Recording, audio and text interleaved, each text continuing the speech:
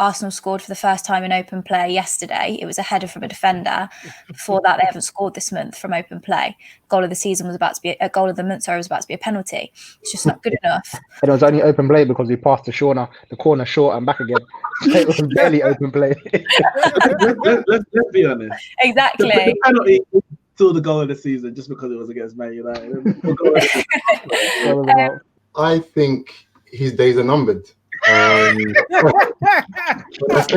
Because of playing power. He's a dead man walking. He's going to be walking the plank soon, I think. He doesn't have any ambition. And I'm saying it because I saw the look on your best players' faces in the game. Like Aubameyang, I'm looking at disinterested players. And I think a combination of him and Emery have actually somehow managed to destroy what was Arsenal's only strength. You've not been able to defend for years, but somehow they managed to destroy your only strength in terms of attacking.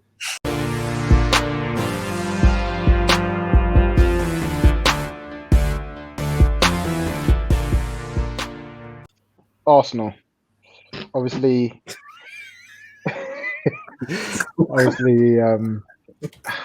big game coming up this Sunday, Arsenal Tottenham, and the preparation getting into that game ain't really looking too good. Still, not looking too good. But we got to address the situation because obviously things ain't working out how we planned, and at the moment Arsenal have, I think it's the worst start they've ever made to a Premier League season, and Arteta's at the helm at the moment, so the questions are being directed as to whether he can or can't take Arsenal forward.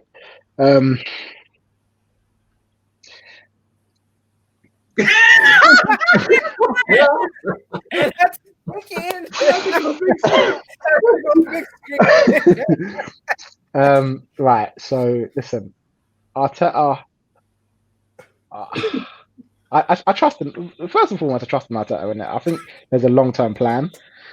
I mean, week by week, the plan is getting longer, and the long-term plan is getting longer and longer and longer. But obviously, the short term is management is not long in football, innit? So you don't always have short term to fix these situations. And right now, he can't even get the team to score goals right now. That's the reality. That's the reality. He can't get the team to score goals. And the defense is not looking as good as it used to look a few weeks ago. All of a sudden, we're going from the best defense in the league starting to be a bit leaky.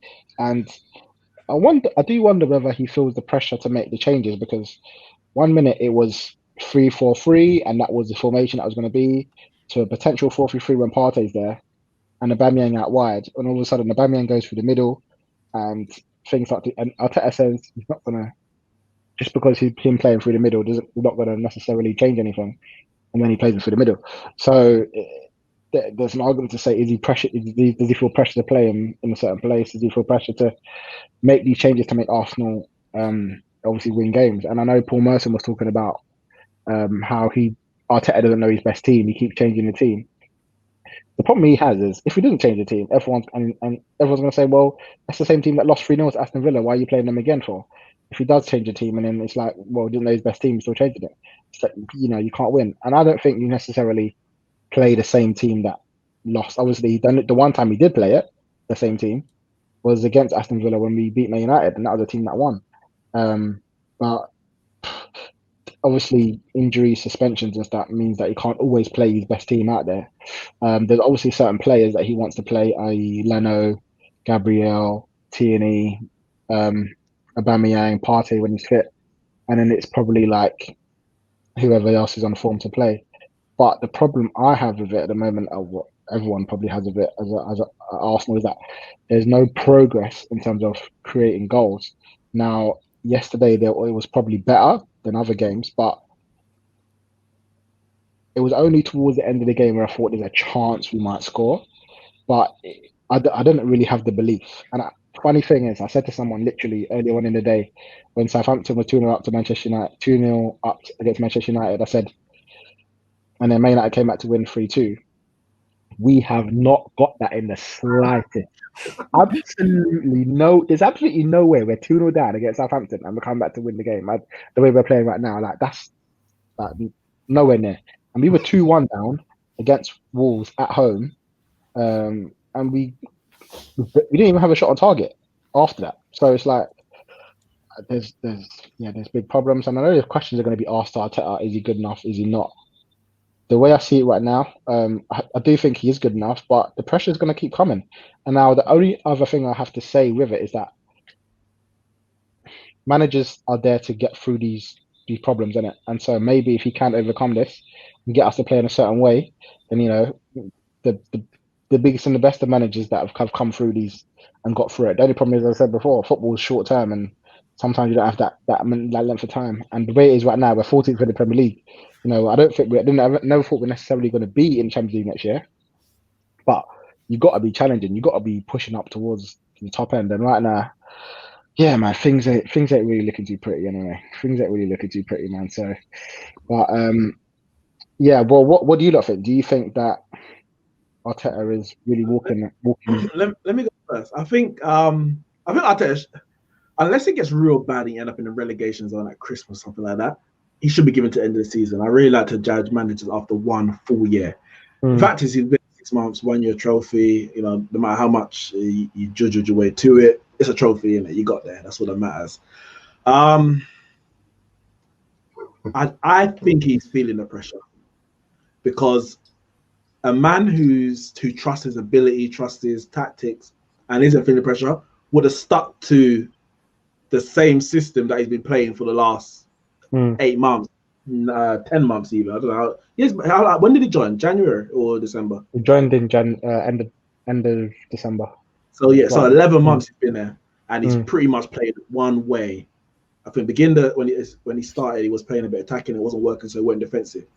Nothing has changed at the club for me personnel-wise enough for him to now revert back to this 4 at the back, whatever it might be.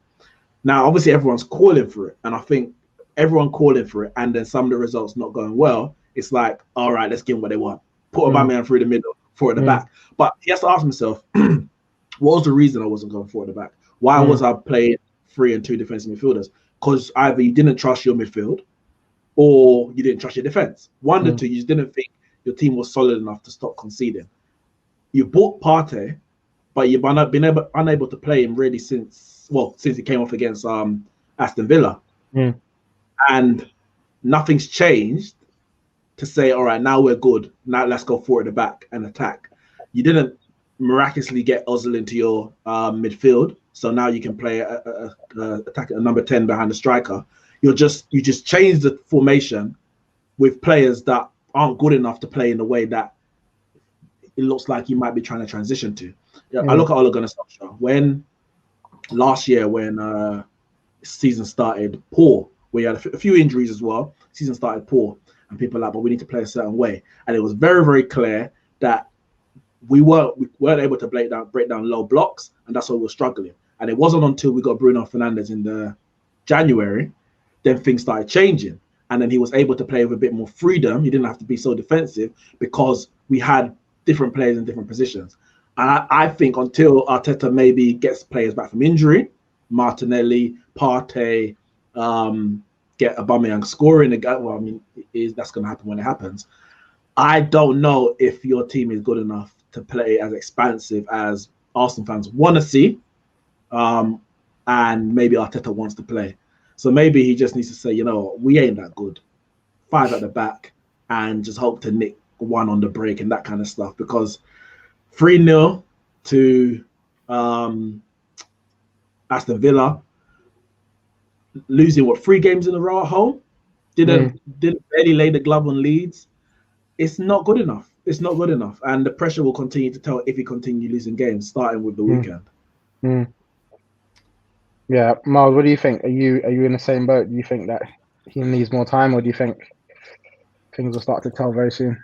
Yeah, I definitely think he needs at least a full season. I'm a firm believer in that too. Yeah, like Neeks was saying, to be honest, it looks as if the team the squad of players I say the squad, no, because they have some good players in there, but his current team that he has right now, with the injuries that he's got, isn't good enough. It isn't good enough to be Arsenal standard. And even the big players that they've got in there who are fit, Aubameyang, aren't performing. Arsenal scored for the first time in open play yesterday. It was a header from a defender. Before that, they haven't scored this month from open play. Goal of the season was about to be a goal of the month. Was about to be a penalty. It's just not good enough. And it was only open play because we passed to Shauna, the corner short and back again. It was barely open play. let's be honest. Exactly. The penalty was still the goal of the season just because it was against Man United. And I just feel like if he's gonna close up shop and do that defensive style football and then just see what they can do on the counter, then you have to be good at that. And that is why I believe Tottenham are so good this season, because Jose Mourinho has perfected that style of football. That's what he's set out to play with that Tottenham team, and they're playing it very well, because he's got Tottenham defensively to be the strongest in the league, arguably, whereas that Arsenal team are not. They're not defensively anywhere near as strong as Tottenham, Chelsea have looked this season. So if you're going to play that style of football, Arteta, you have to perfect it. So he's sort of here, then, or anywhere at the minute, I think. I don't know what he's up to, but I do definitely think he needs some time. He needs to wait for his key men. People like, not key because you could argue that Aubameyang's supposed to be key, but people like Partey, Martinelli to come back and see what he can actually do. Yeah, no, I heard that. Miles, it took you 10 games to go from Mourinho down and to in a title race. So what, as Arteta can Arteta turn things around at Arsenal? Do you think he's got time to spend there? I think his days are numbered. Because of playing power. He's a dead man walking. He's going to be walking the plank soon, I think. Any ambition. And I'm saying it because I saw the look on your best players' faces in the game. Like Aubameyang, I'm looking at disinterested players, and I think a combination of him and Emery have actually somehow managed to destroy what was Arsenal's only strength. You've not been able to defend for years, but somehow they managed to destroy your only strength in terms of attacking play. And I feel your key talisman was Aubameyang. They have not addressed the situation of complementing him with another player who can actually do some of the dirty work, hold the ball up well. Nobody that plays next to Aubameyang, for me, holds the ball up well. Pepe, his touch is so loose. I know he's a good player, but he doesn't. And I know he can cross the ball. Is he a good player? Yeah, that's very quick. Everyone says there's something in there. Yeah. He's like 25, 26. Is he a good player? I think he's a good player. Where do we play? Down at Wolfenstein. No, where do we play? Wolfenstein. What's the place? What I'm lodged. What do you say is a good player? Pepe. What are you getting at one of those? Maybe in art. He might shine there. But no, I just think he needs to address, keep your strengths and address, having someone who can keep the ball up the top of the pitch and then allow Aubameyang to get on the ball in the last sort of phase of the play and do what he does best. And I'm just seeing the ball not sticking with him, not sticking with his other attacking. I don't know if Nketiah, I don't watch him that well. I don't know if Nketiah is like hungry enough, because he's a young player. He must be hungry enough to take on that kind of advice. The problem is Arsenal have no technical players right now in that team. There isn't anyone there to carry the ball forward for them. It's just all defensive players, and then maybe a Willian, Aubameyang. And Aubameyang, let's face it, he is basically Jermaine Defoe. He basically is a fox. When I say Jermaine Defoe, I mean he's like a fox in the box. He ain't gonna pick up the ball, lay it off to someone else. Do all of that. He's just get me the ball in the box and I will score. And that's why he is not really thriving right now because there's no one to bring the ball towards him. Everyone just has the ball and they don't know what to do with it. Xhaka sideways. Ceballos sideways. He's supposed to be creative. I don't know what's going on in their midfield right now. So if they don't have someone to carry the ball to do that pass to get Aubameyang onto the end of it to finish it. So that is Arsenal's biggest problem right now, and I don't see them changing that anytime soon. Like they probably just got Saka. Is it Saka? We have seen some good stuff from. Technically, that's it. I don't see anyone else. It's almost like they're crying out for their top paid player, isn't it? Someone like that anyway. But but for tactical reasons, he's not in the team. Of course, no. But I'm crying out for someone like him. Yeah.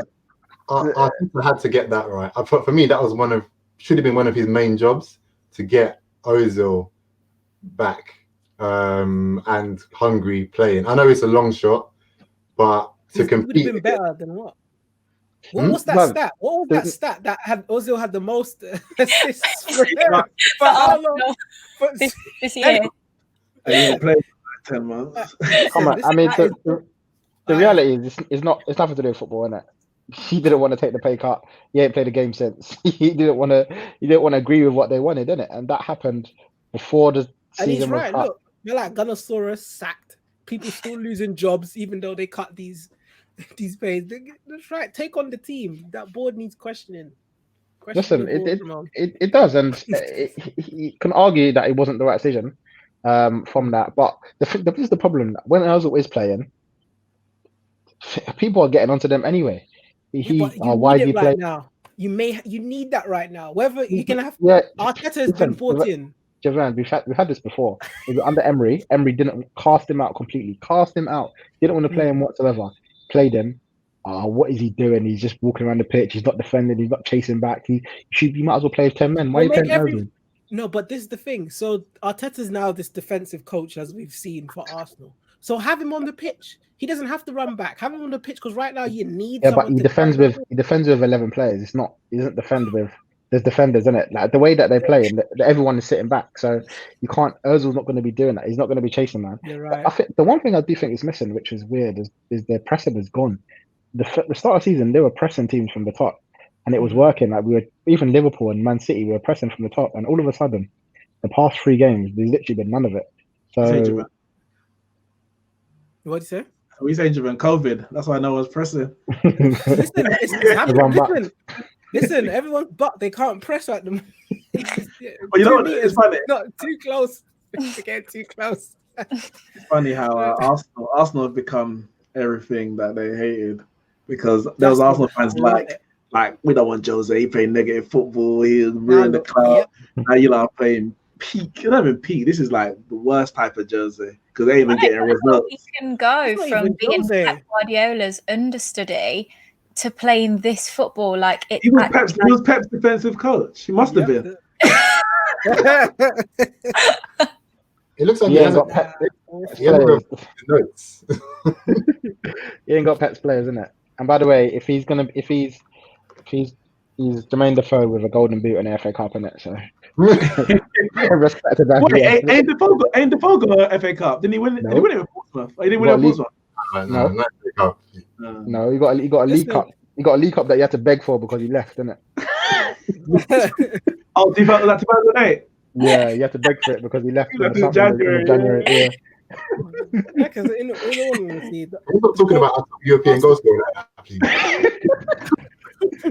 Arsenal stem from this season. It started from at least 10 years ago, maybe, man. The lack of investment into the club, or the right investment, I should say. It's definitely been on a downward slope. That's for sure. Definitely been on a downward slope, and you hope that things change. And obviously, when you get certain results, things start looking up. Like the FA Cup, everyone was on a high. You win the FA Cup, you beat Man City, you beat Chelsea, you go into the season positive, and then you start the season. Yeah, but you start the season all right. I don't think they're far away from getting back to where it's decent again. And it may just be that it's a bad patch of form, but you can't go from being able to beat these teams to just not being able to beat anyone. And that's what I said to Neeks a few weeks ago. What I said to you a few weeks ago is the weird thing is right now I'm more confident going to a bigger team because I know that we can sit back and soak it up and potentially get a goal on account. And we won't be so bad defensively because we are sitting back. It's trying to work out how to balance it out with the smaller teams. But I was gonna say is those results that you got as the bigger teams, how, as I've helped to say, how good are they really? Because you look back at those results, let's look at them properly. You beat Liverpool at Anfield at the back end of last season. Emirates. Luckiest win I've ever, the Emirates. Emirates was the luckiest win ever. And they had like one shot on target or something like that. He scored 2 goals. I don't know how it worked. The FA Cup final, I mean, Pulisic is running through on goal and gets injured in the process. You know, down and out. Obviously, it is what it is. You won the trophy. You won the Community Shield on penalties. You beat Man United. Pogba gave you the win. Let's be honest. Like, I mean, I know you hit the bar from outside the box, but that game had 0-0 written all over it. Gave you that win. What's that? You got another result this year that I'm missing? No, we beat Liverpool in the cup. See, the Man City, you beat Liverpool in the cup. Did you get better than that one as well? I'm trying to remember now. That was a bit more even, but it was a reserve. The Man City game in the semi-final for me was the only one of those big games where you can say, yeah, this style of if we're going to play this style of football, this is how we need to do it. The rest of them easily could have lost the game or drawn the game. So those results, you know, you take the results all the time, but I think they maybe mask over some other frailties that were going on, and that's what you say that. But listen, we're coming from a team who don't even get the results when we play good or bad. I hear that. Playing these teams now, we year in year out. We can't beat Liverpool to save our lives. We ain't beat Man United in how many years? We ain't beat Man City since 5 years the last time we beat them. Chelsea is here and there. Sometimes you do, sometimes you don't. So sometimes, it is about the way you're playing. But if you can go to these teams and get results, and also, you know, he beat Man United, Arteta, and got a draw with 10 men against Chelsea as well in the year. That shows that it's not just 1 or 2 games he's getting the results in. The football may not be great in those games, but in the big games, you don't need to have great football all the time. Yesterday was an absolute stinker, Chelsea Tottenham, but Jose's coming out with a good result. Jose didn't play full swinging football on all the big games that he gets results in, but he walks away and he's happy, innit? And sometimes you got to know how to just dig in and hold it. And a lot of those games we were sitting back, but we did. As well as we didn't look great necessarily scoring loads of goals, we didn't look like we were going to concede many in those games. The Chelsea game in the FA Cup, we didn't look like we were going to we weren't being tested left, right, and centre. You know, and as well, Man United and the Liverpool game. Liverpool game was probably the only one where we got lucky in terms of the chances. But if you can get the results, it's one way to start, innit? And I think the only issue I said with the creativity I had, I said from the start of the season, is that forget Ozil, put Ozil aside. We needed to buy a creator anyway. And the issue I had was that we went so much in for Aouar that we didn't even consider anyone else. Now, if he makes it to January, we may be able to adjust that then. But listen, there's so many games before then. December is so busy that he needs to start picking up wins from now. And you know, I tell you what, if he can get a win in a North London derby, then you know you give yourself that extra time. You give yourself that extra time.